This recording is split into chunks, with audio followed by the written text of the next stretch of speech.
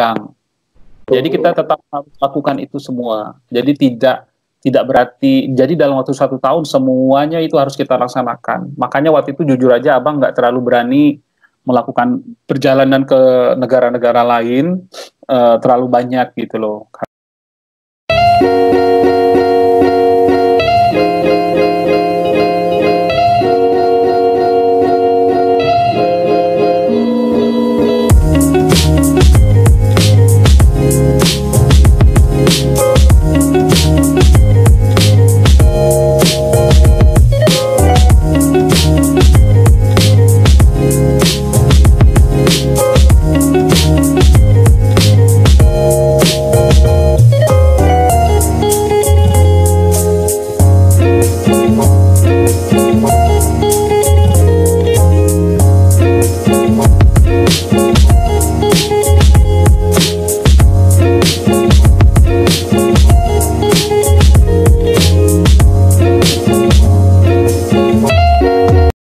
Terlalu lama. Jadi misalnya punya gebetan atau punya pacar atau anak rumahan nggak bisa jauh dari orang tua, kayaknya nggak akan terlalu lama lah 1 tahun untuk kuliah untuk S2 di luar negeri. Dan tapi bukan berarti semua menjadi mudah, Mat, karena waktu masa abang itu luar biasa ribetnya, karena disitulah kuliah tetap muka tetap ada, tesis wajib, kemudian ada yang namanya magang.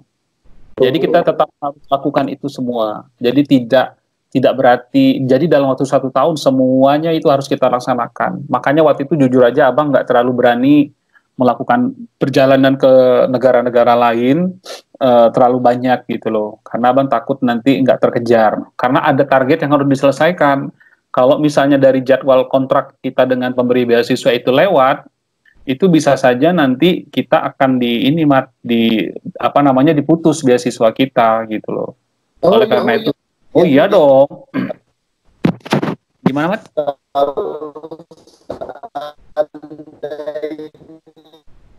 Suara Rahmat nggak terlalu jelas, Mat.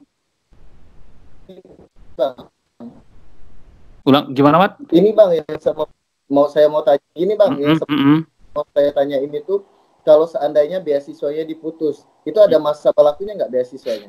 Oke.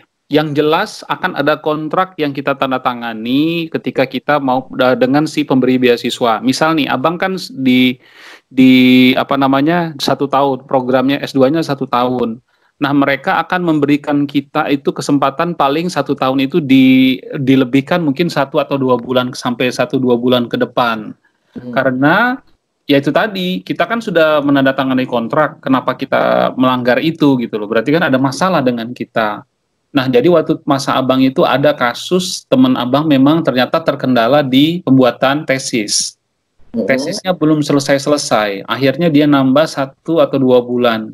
Nah, akhirnya ada yang di-terminate atau ada yang dihapuskan. Jadi kalau nggak salah waktu itu dia kuliahnya masih dibayar, tapi ininya nggak lagi, biaya hariannya, daily allowance-nya diputus, Mat. Jadi bisa terjadi. Itu Bang ya? Iya. Jadi dia mau nggak mau harus numpang di mana, atau dia harus bayar sendiri untuk melanjutkan bisa tinggal di Belanda. Termasuk tiket kepulangan ke Indonesia-nya juga? Oh, kalau tiket enggak. Kalau tiket tetap paling kalau tiket kan itu fleksibel sesuai dengan tanggal kapan kita mau. Mereka tinggal meng-issue aja tanggal. Kita tinggal kirim konfirmasi kapan kita mau balik. Tapi dengan jadwal yang masih disepakati bersama, misalnya itu tadi 1 tahun program, misalnya dilebihkanlah 2 bulan atau 3 bulan. Kalau misalnya memang benar-benar telat. Nah, waktu itu alhamdulillah abang sih benar-benar on time, dan abang memang benar-benar setelah habis kuliah ya langsung balik waktu itu gitu. Oh, enggak stay dulu di Belanda beberapa bulan, Bang? Itulah ruginya Bang ya waktu itu. Masih polos waktu itu, Mat. Jadi abang tuh waktu itu sangat polos, jujur. Polosnya adalah abang bisa ke banyak negara di Eropa, tapi abang nggak lakukan karena abang terlalu fokus dengan kuliah, Mat. Abang nggak mau gagal, abang nggak mau ke situ hanya memanfaatkan kegiatan itu ke luar negeri. Enggak, abang nggak mau membuat malu institusi, nggak mau buat malu negara, dan nggak mau buat malu diri abang sendiri sih, sehingga abang fokus sekali waktu itu kuliah. Jadi dapat sih abang ke negara lain, abang dapat ke Jerman, dapat ke Perancis, dapat ke Belgia, Teman abang ada yang nyampe ke Denmark, ada yang nyampe ke Swiss, ada yang nyampe ke Spanyol, segala macam. Tapi itu tadi, kalau abang waktu itu enggak, abang memang fokus ke diri abang, abang harus kuliah kelar gitu. Oh, emang fokusnya mau ke pendidikan ini. Iya, iya Mat, karena abang kan sudah kerja dan abang nggak mau punya masalah lah istilahnya gitu. Dan waktu itu juga masih nggak terlalu ngeh dengan couchsurfing kan. Coba kalau waktu itu sudah ngeh dengan couchsurfing, udah wah masih takut-takut gitu lah Mat gitu. Bener-bener sih Bang ya. Ini Bang, yang mau saya tanyain lagi, kalau dulu kan dia kirim dokumen. Ya. Kalau sekarang nih Bang, kita harus diterima dulu di kampus di universitas itu. Ya. Baru kita apply. Ya. Betul sih Mat. Jadi banyak yang sekarang beasiswa yang memang meminta kita untuk keterima dulu di kampus-kampus yang akan kita tuju. Dan itu juga sebenarnya nggak terlalu rumit sih, Mat. Asal kita bisa membangun sebuah portofolio yang bagus sehingga kampus itu akan menerima kita. Apalagi kita bisa meyakinkan itu tadi, biasanya mereka akan nanya background kita, relevansi kita dengan pekerjaan kita. Biasanya mereka tidak akan mempersulit. Karena sistem di sana itu mereka justru berharapnya banyak mahasiswa internasional yang datang berkuliah ke sana, Mat, gitu loh. Jadi itu juga bukan sesuatu yang rumit juga sih sebenarnya. Apa kegiatan belajarnya Bang, ada kesulitan nggak Abang ketika di zaman Abang? Kalau di masa Abang, karena Abang S1 ke S2 ini kan lompatannya agak jauh, Mat. Abang sudah mungkin sekitar kurang lebih 5 tahunan abang nganggur, maksudnya abang sudah tamat S1 baru lanjut S2. Tantangannya adalah waktu itu memang abang harus bersaing dengan anak-anak yang fresh graduate, yang baru lulus S1, yang tentu saja sedang hangat-hangatnya ya, otaknya sedang segar-segarnya gitu loh. Jadi memang harus banyak belajar. Tapi percayalah, sistem pendidikan di sana itu memang harus diacungi jempol. Tidak ada, sorry to say, di sana dosen-dosen yang biasanya mempersulit mahasiswa. Aduh, itu nggak akan ada kejadian, Mat. Karena contoh kecil aja, abang waktu itu tesis, kita janjian di sini kan kadang-kadang janjian untuk tuh Mat, konsultasi ya dengan dosen pembimbing ya. Yeah. Itu kayaknya setengah mampus ya, Mat ya, di sini ya. Aduh, tuh, Rahmat aja langsung ketawa, kayaknya pengalaman pribadi lah itu. Benar-benar. Nah, jadi pada masa abang di sana, itu enggak, justru ketika kita bimbingan sama mereka udah nanya, oke, kapan lagi? Minggu depan ya? Kamu bisa nyari apa? Jam berapa? Mereka lo yang nodong kita. Bukan kita, Pak, bisa nggak Pak, gini lagi Bu? Oh enggak, di sana mereka nanya. Dia langsung buka laptopnya, buka komputernya, oke, minggu depan hari Senin ya, bisa? Jam 2 ya, oke. Jadi kita harus on time, Pak, profesor di sana. Nah, itu satu lagi kejadian. Sebenarnya cerita-cerita abang ini, abang buat dalam buku, Mat. Sudah abang buat dalam buku, tapi belum abang publikasiin.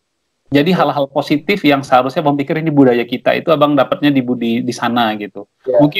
Mungkin lain kali kita bisa ngobrol lebih detail tentang buku abang itu, Mat, kalau misalnya Rahmat tertarik. Banget buku abang. Ada beli juga, punya anak Jambi, Bang ya. Jambi beli buku juga, Rahmat, masalah Belanda. Jambi juga Bang ternyata. Lihat fotonya. Oke. Ya, jadi waktu itu abang kan sudah, karena 3 bulan terakhir itu abang pindah kota. Karena abang punya temen di kota lain yang di tempat dia tinggal itu ada lapangan tenis. Abang hobi tenis, jadi abang tiap sore bisa main tenis, jadi abang pindah. Jadi di Wageningen namanya. Wageningen itu kota terkenal untuk di Wageningen University itu sangat terkenal di situ. Nah, jadi abang janjian bimbingan dong sama dosen. Nah, sampai di telat waktu itu, Mat. Sampai lari-lari abang naik bis segala macam. Telat abang tuh bukan lama-lama, mungkin sekitar 5 menit. Ya. 5 menit nyampe di ruangan si dosen. Dosen itu sudah dari belakang, abang buka pintu ruangan dia. Dia sudah berdiri di depan laptop. Dan di depan laptop dia itu sudah kelihatan dia buka skripsi abang, tesis abang yang sudah dimerah-merahinnya. Yeah. Dan abang ketok pintu, dia bilang come in, katanya gitu. Yeah.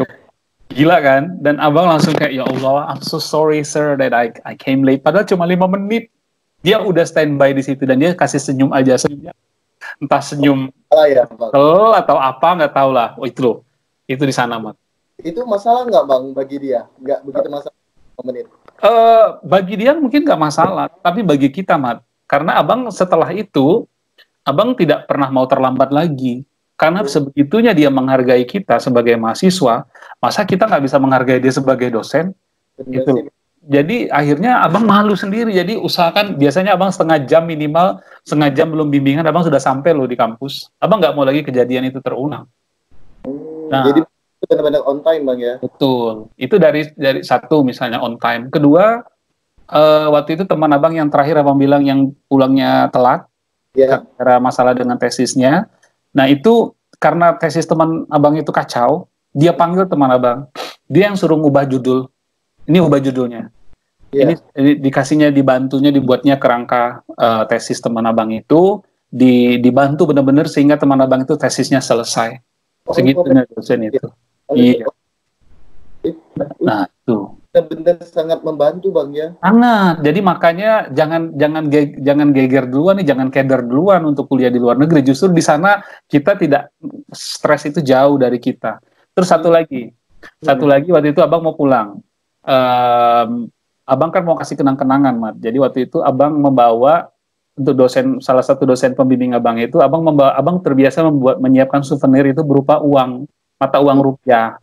Jadi yang baru-baru itu abang bawa, yang kertas itu mungkin tips juga nih, kalau buat pejuang tangguh dan buat teman-teman yang jalan ke luar negeri, souvenir yang paling gampang dibawa adalah siapkan mata uang rupiah yang nilainya rendah, yang baru-baru. Jangan yang udah lecek pakai dia angkot segala macam. Nah, jadi waktu itu abang mau ngasih nih 20 ribuan waktu itu. Dan waktu itu memang nilai belum keluar. Terus abang mau ngasih karena abang udah pengen ngasih aja gitu, karena udah kelar sama dia. Tau nggak, dia nggak mau terima loh, Man. Dia bilang, maaf, kami tidak terbiasa seperti ini di sini, tau nggak. Jadi dikiranya 20 ribu, bayangin, Mat, kalau itu 20 ribu euro, berapa puluh juta gitu kan. Terus abang bilang, kadang kalau dibandingkan ke euro, paling cuma 1 euro berapa gitu loh kan, 20 ribu. Tapi dia nggak mau terima, karena dia takut itu dianggap sebuah korupsi. Gila nggak? Itu semua ceritanya ada di buku abang loh. Nanti abang share deh. Itu semua abang tulis itu. Cetak, diterbitin, dijual. Iya, rencana abang kayak gitu deh. Udah selesai. Sudah 30 cerita sih seperti itu dalam satu buku, sekitar 100 lembar. Nanti abang ini deh. Belum abang publikasiin. Sudah Tenggarang udah siap. Materinya udah. Banyak banget kisah-kisah yang buat abang kaget. Karena abang ngerasa itu budaya kita. Tapi di sini nggak kita temukan. Ketemunya abang malah di sana, Mat. Luar biasa ya. Tapi bang, itu emang dibantu benar bang ya oleh profesor atau dosen di sana ya? Iya, dan mereka tidak akan menghina kita. Tidak akan ada tuh bahan kita dilempar sama dosen karena dianggap sampah gitu misalnya, atau dianggap nggak berbobot. Enggak, mereka akan membimbing kita. Soalnya kan abang mengalami itu tidak hanya di Belanda. Ketika abang di Australia juga kan berurusan dengan dosen. Mereka sangat suportif, Mat. Mereka tidak membuat kita itu sebagai seseorang yang mempunyai gitu loh. Kita tidak harus nyari mereka kemana-mana, enggak. Karena mereka sangat fair, mereka sangat open, mereka sangat terbuka, dan mereka memang tahu tugas mereka adalah membantu kita, bukan malah menjatuhkan kita, sebaliknya. Jadi oleh karena itu pas di Belanda itu abang jujur abang sangat ketinggalan, Mat, dengan kuliah. Karena itu tadi abang bilang, abang udah lama nggak kuliah, tiba-tiba abang harus kuliah, dan mereka membantu. Bahkan mereka itu benar-benar kayak, if you need me di luar jam kuliah, datang silakan. Dia mau bantuin menjelaskan kembali apa yang dia kasih ke kita. Iya. Support mereka tuh support sistemnya emang luar biasa, bang ya. Sangat menghargai orang lain sih kalau menurut abang, salah satunya. Itu sebenarnya bang, salah satu hal penting tuh menghargai orang lain. Iya, betul.